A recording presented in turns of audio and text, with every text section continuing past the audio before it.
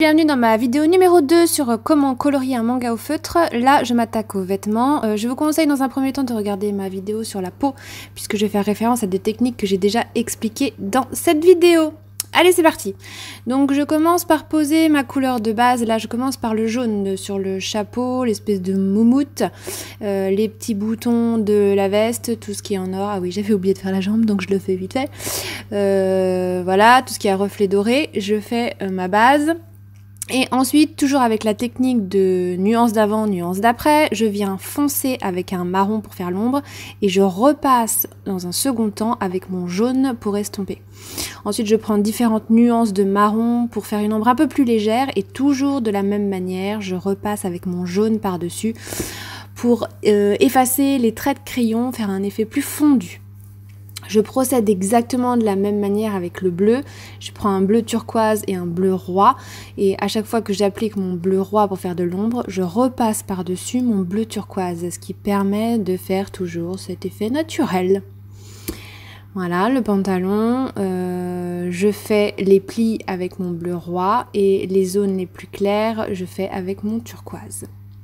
Toujours la même technique, je ne vais pas le répéter 50 fois, mais je repasse à chaque fois mon ombre avec ma nuance plus claire.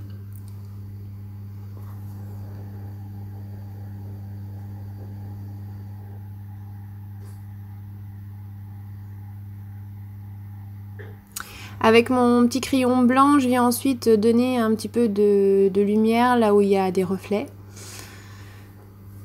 Ça apporte aussi ce côté réaliste.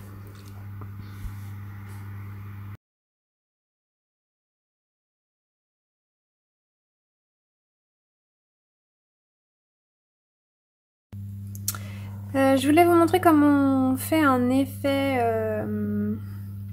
lumineux. Je vais faire la veste ici et là, comme on voit sur la référence en fait ici, comme ce que j'ai fait pour le bracelet en fait, vous voyez ici il y a un effet reflet sur le cuir rouge que j'ai fait comme ça en fait. En fait ce que je fais c'est que là en l'occurrence pour cette teinte là, je vais venir appliquer un beige sur les zones où il faut que ce soit clair. Donc comme ceci. Ensuite, je vais venir appliquer mon rouge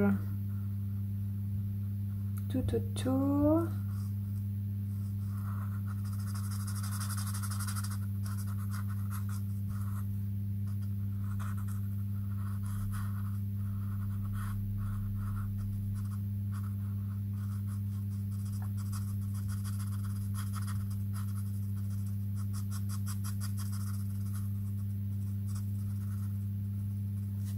Et ensuite, je repasse avec mon beige.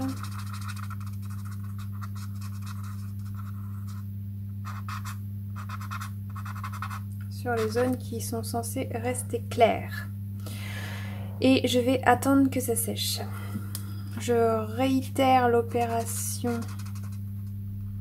sur cette zone-là.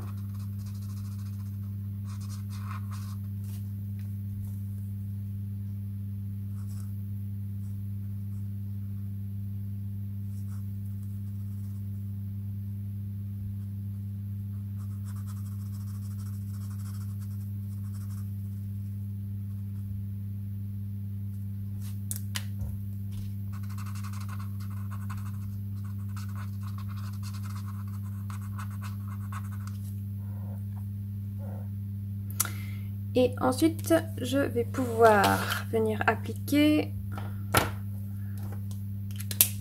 ma couleur foncée pour faire l'ombre. Que je vais estomper du coup avec mon rouge.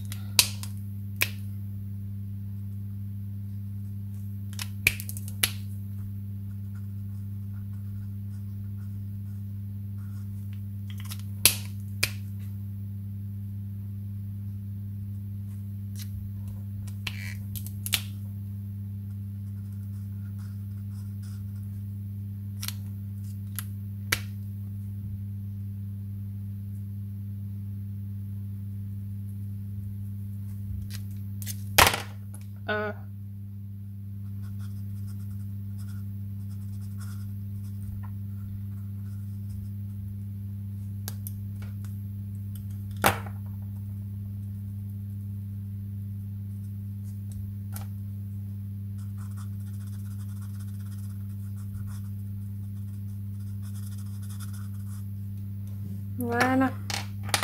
Donc je viens vraiment travailler zone par zone en gardant toujours 2 nuances à la main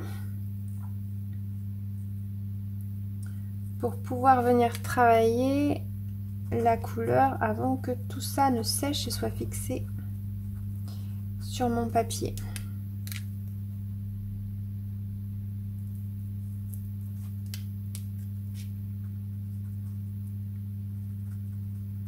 Alors moi, en sachant que j'ai des crayons que j'ai achetés sur Amazon, c'est pas de la qualité extra, hein, mais je pense que certains crayons, je crois que c'est, je ne veux pas dire de bêtises, c'est Copic ou Topic qui coûte une blinde là, ou les Pro Marqueurs, je pense qu'il y a vraiment moyen de s'amuser avec. Hein. On doit pouvoir faire des trucs de folie avec les crayons qui sont... Enfin, après, là, on parle de crayons qui sont entre 5 et 6 euros le crayon, je crois. Sachant que là, j'ai acheté 80 crayons pour 39 euros. Si vous comptez, allez, 5 euros le crayon. 5 x 8, 40, 400 balles. Tac! Le coup derrière les oreilles. Ces crayons-là restent tout de même assez... Ils sont bien, hein. On peut faire quand même des trucs assez sympas avec ces crayons-là. Enfin, moi, je trouve. Après, ceux qui sont habitués, évidemment, à une qualité de malade sur les crayons vont nous dire que ceux que j'ai là, c'est de la merde. Peut-être. En tout cas, je trouve que pour le prix, ils sont très bien.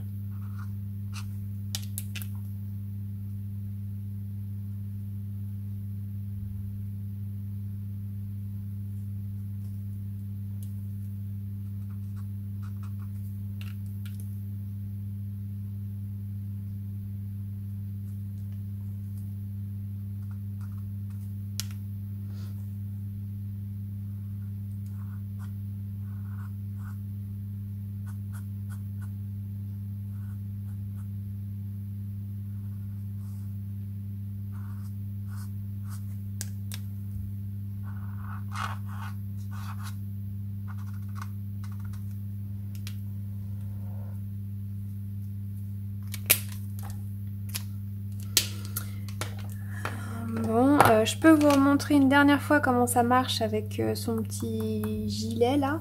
Donc même opération.